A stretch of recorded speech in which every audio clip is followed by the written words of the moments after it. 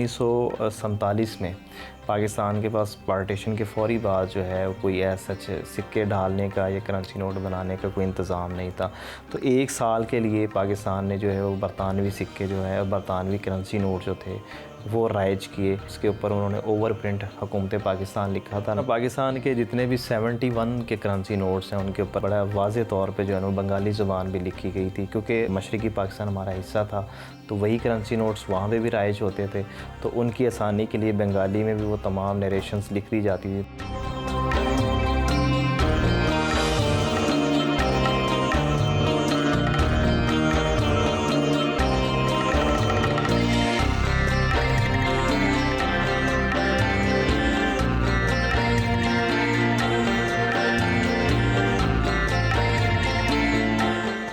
तकरीबन 250 ममालिक के 22,000 मुख्तलिफ़ सिक्के हैं, जिसमें कोई 1200 के करीब जो है वो यादगारी सिक्के भी हैं। 5 से 6,000 मुख्तलिफ़ करेंसी नोट्स हैं। 20 से 30,000 के करीब मुख्तलिफ़ डाक टिकटें हैं। 700 के करीब जो है मुख्तलिफ़ मेडल्स और मेडेलियंस जो है वो मेरी कलेक्शन में शामिल हैं। कोई 1000 से ज़ायद एंटीक्स कॉइन्स हैं जो मुख्तलिफ़ डायनेस्टीज़ और एम्पायर से ताल्लुक़ रखते हैं। उसमें कबल मसीह से वो पीरियड शुरू हो जाते हैं, जिस तरह इंडो ग्रीक्स हैं, कुशान है और इंडो पार्थियन है, सैथियन है, इसी तरह रोमन एम्पायर है, सासानीद एम्पायर है। बहुत सारे ऐसे रूलर्स आए हैं जिन्होंने बड़े मशहूर बड़े फ़ातिहीन रहे हैं, तो उनके सिक्के जमा करना मेरा शौक़ था। अगर हम जूलियस सीज़र की बात करें तो उसका सिक्का मेरी कलेक्शन में शामिल है। टीपू सुल्तान है, नेपोलियन बोनापार्ट है, महमूद गज़नवी है, तैमूर लंग है, शहाबुद्दीन गौरी है, अल्तमश है।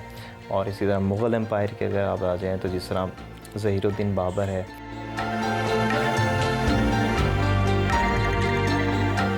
सब कॉन्टिनेंट की अगर हम बात करते हैं तो स्लेव डायनेस्टी है, तुगलक है, खिलजीज़ आए, उसी तरह फिर जो है ना मुग़ल्स हैं, फिर बरतानवी राज यहाँ पे जो रहा, वो सारी की सारी जो कलेक्शन जो है वो मैंने की। उसके बाद जो है फिर पार्टीशन के बाद पाकिस्तान ने 1947 से लेके अब तक के जितने भी सिक्के करेंसी नोट्स जो हैं वो जारी किए, वो तमाम भी मेरी कलेक्शन का उसी तरह हिस्सा हैं।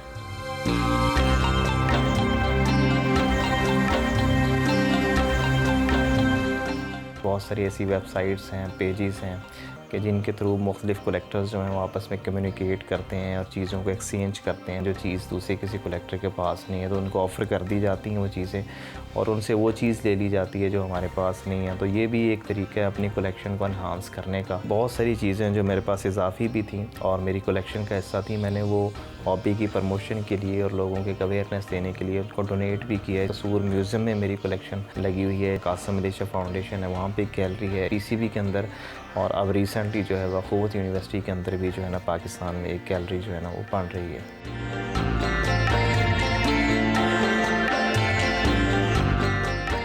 फ़ेक और रेप्लिका को आइडेंटिफ़ाई करना और असल जो एक सिक्का होता है, ओरिजिनल सिक्का होता है, उसको आइडेंटिफ़ाई करना ये काफ़ी मुश्किल मरहला होता है कलेक्टर के लिए, और इसके लिए आपको एक्सपीरियंस बहुत चाहिए होता है। इमरान खान साहब का मेडल भी 10 साल पहले मेरे पास आया था। ये एक्चुअली गोल्ड मेडल था जो उनको 1987 में दिया गया था। पीसीबी के इल्म में ये आया कि ये मेडल मेरे पास है, तो फिर उन्होंने मुझसे रिक्वेस्ट की कि ये मेडल आप हमें बेच दें, बट मैंने बेचने की बजाय जो है वो कहा कि मैं आपको डोनेट करूँगा। अब वो मेडल जो है अल्हम्दुलिल्लाह पीसीबी गैलरी की ज़ीनत है, जहाँ पे वर्ल्ड कप रखा हुआ है वहीं उसी कमरे में वो मेरे नाम और तस्वीर के साथ उस जगह पे वो डिस्प्ले है। मैं चाहता हूँ कि मैं इन चीज़ों को सेल या फ़रोख्त करने की बजाय जो है ना कोई म्यूज़ियम की शक्ल में इनको एक ही छत के नीचे डिस्प्ले हों, और जितनी भी पाकिस्तान की यूथ है स्पेशली वो इन चीज़ों को देखें ताकि ये चीज़ें प्रमोट हों।